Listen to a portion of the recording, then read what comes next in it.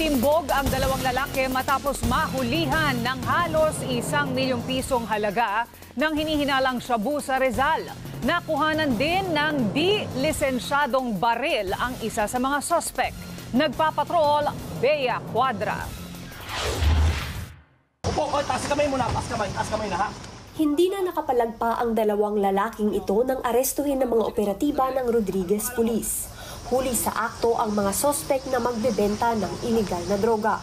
Ayon sa Rodriguez Police, 1 buwan nilang minanmanan ang 35 anyos na sospek na itinuturing na high-value individual. Nakulong na siya noong 2012 dahil din sa iligal na droga.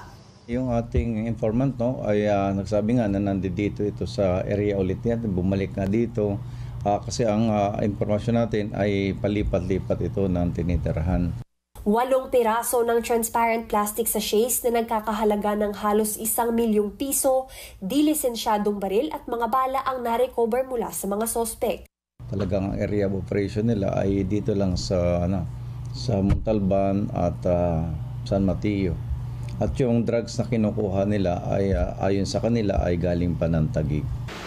Itinanggi ng mga sospek na pagmamay-ari nila ang mga nakumpiskang droga at baril.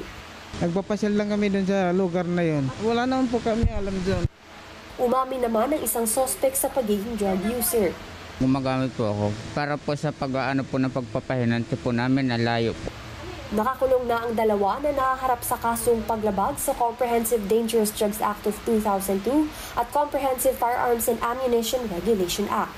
Bea Cuadra, ABS-CBN News.